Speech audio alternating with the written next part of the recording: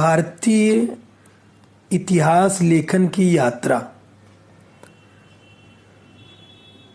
इसके पहले हमने पढ़ा था कि यूरोपीय इतिहास लेखन की कला और उसकी यात्रा कौन कौन से किसने किसने लिखा, जो है लियोपोल्ड वान रांके, ये सब इतिहासकार थे। उसी तरह यहाँ पर हमें अपने भारत के इतिहास लेखन की कला के बारे में पढ़ना है। भारत का सबसे प्राचीन लिखित साहित्य, सिक्का, मूर्ति, शिल्प, ताम्रपट, शिलालेख आदि पर किए गए लेखों के रूप में है। यानी जो भारत का साहित्य है वो सिक्कों पर मिलेगा, आपको मूर्तियों पर लिखा मिलेगा, शिल्प पर मिलेगा, ताम्रपट तांबे का जो पत्र रहेगा उसके ऊपर लिखा मिलेगा, शिलालेख आदि पर लिखा हुआ मिलेगा। 5000 वर्ष पूर्व हड़प्पा संस्कृति में लेखन कला अस्तित्व में थी, परंतु उस लिपि का वाचन करने में अभी तक कोई भी सफलता नहीं मिली। जो पहले हड़प्पा संस्कृति थी, हमारे यहाँ जो फर्स्ट फार्मर यानी जो हमारे यहाँ खेती का आविष्कार वो सबसे पहले हुआ, वो हड़प्पा संस्कृति में हुआ था। तो वही बताया जा रहा है कि लेखन कला तो उनको आती थी, किंतु जो है वो लेखन कला आज तक कोई पढ़ नहीं पाया है। प्राचीन लिखित साधनों से प्राप्त होने वाली जानकारी। जो प्राचीन लिखित साधन से हमें कौन कौन सी जानकारी प्राप्त होती थी, इस तरह के प्रश्न पूछ सकता है।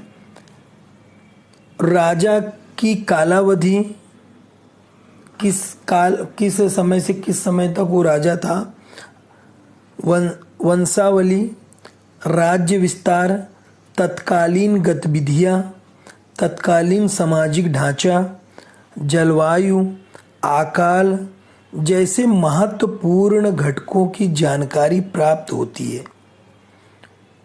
ये सारी चीजें हमें जो है इतिहास, जो पहले का जो इतिहास मिलता था, लिखित जो साधन मिलते थे, उससे हमें ये मालूम पड़ता था राजा कब से कब तक था, उसका वंश क्या था, उसके पिताजी कौन थे, और राज्य का विस्तार उन्होंने कहाँ तक किया, तत्कालीन जलवायु कैसी थी, सामाजिक ढांचा क्या था। ठीक है, ये सारी चीजें, अकाल कब हुआ था, ये सारी चीजें हमें मालूम पड़ती थी।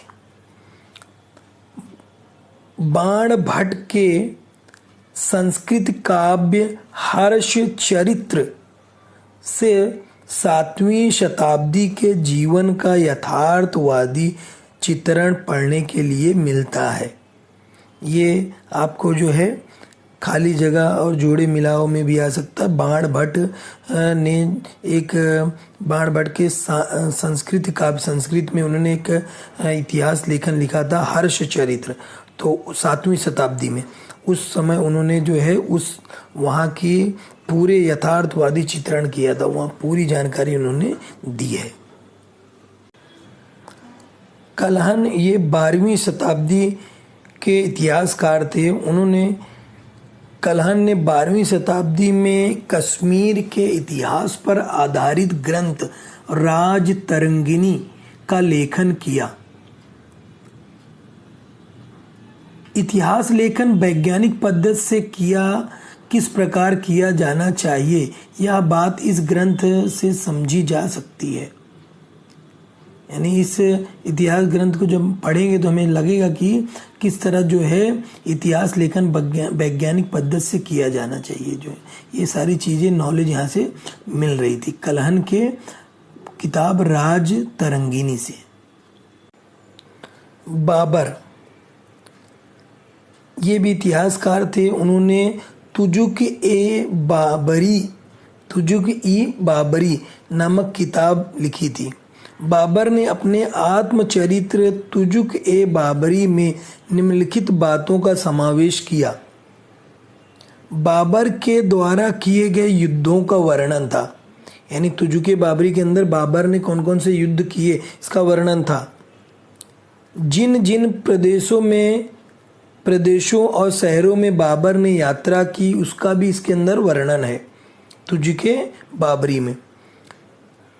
स्थानीय अर्थव्यवस्था, रीति रिवाज तथा वनस्पति जगत के निरीक्षण का इसमें समावेश है। उन्होंने वहाँ की अर्थव्यवस्था, रीति रिवाज, वनस्पति आदि का अध्ययन करके इस किताब में उन्होंने लिखा।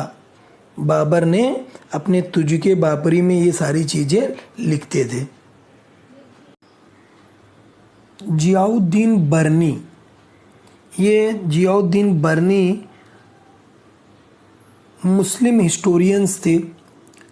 इन्होंने तारीख ए फिरोज शाही एक बुक लिखी। इन्होंने बर्नी द्वारा बताए गए इतिहास लेखन के उद्देश्य समझ लीजिए। राजाओं के पराक्रम और कल्याणकारी नीतियों का ही वर्णन पर्याप्त नहीं है, बल्कि क्या करना है, राजाओं के दोषों तथा गलत नीतियों का विवेचन भी करना चाहिए। यानी राजा के सिर्फ अच्छे काम का ही वर्णन नहीं इतिहास में लिखना है, उसने कौन कौन से बुरे काम किए हैं, कौन कौन सी गलत नीति लगाई, वो भी लिखना है। या जैसे हमारे कोई भी हमारे प्रधानमंत्री हो, कुछ भी मुख्यमंत्री जो अच्छे काम किए सिर्फ उसको ही नहीं लिखना, जो उन्होंने गलत नीतियां लगाई जिससे हमारे देश का हास हुआ उसको भी हमें लिखना है इतिहास में। तत्कालीन विद्वान व्यक्ति, साहित्यकार तथा संत जैसे व्यक्तियों के सामाजिक प्रभाव का भी वर्णन करना चाहिए। इतिहास लिखते समय इतिहासकार को ये भी करना चाहिए कि उस समय राजा के अलावा जो तत्कालीन जो विद्वान लोग थे, साहित्यकार थे, संत लोग थे, आदि व्यक्तियों ने या सामाजिक कार्यकर्ता थे, उन्होंने किस तरह लोगों के जीवन पर प्रभाव डाला अपने कामों से, उसे भी इतिहास में लिखना है। ये जियाउद्दीन बर्नी के इतिहास लेखन के उद्देश्य बताए इन्होंने।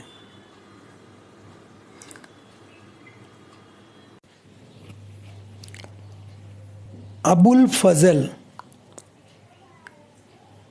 इन्होंने अकबरनामा ग्रंथ लिखा हुआ था। इतिहास लेखन करते समय इनका विचार था कि अधिकृत अभिलेखों के आधार पर ऐतिहासिक कागज पत्रों का संकलन करना चाहिए। जो कागज पत्र मिल रहा है उसकी अच्छी तरह जांच पड़ताल करनी चाहिए, सही है गलत है। प्राप्त जानकारी की विश्वसनीयता की जांच करनी चाहिए। जो जानकारी हमें मिल रही है वो सही है गलत है उसकी भी जांच करना चाहिए, फिर हमें कोई भी इतिहास लेखन लिखना चाहिए। ये अबुल फजल की इतिहास लेखन के बारे में उनकी राय थी। बखर, इस टॉपिक पर आपको प्रश्न आ सकता है। बखर ऐतिहासिक साहित्य का एक महत्वपूर्ण प्रकार है। यानी इतिहास की जानकारी हमें बखर से प्राप्त होती है, एक महत्वपूर्ण साहित्य है।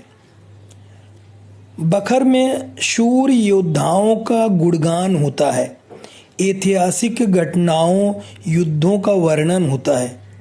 बखर के अंदर बखर जो लिखी जाती है शूर योद्धाओं का गुणगान होगा, ऐतिहासिक घटनाओं और युद्धों का वर्णन होगा। महान व्यक्तियों के चरित्र, तत्कालीन नगरों के वर्णन होते हैं।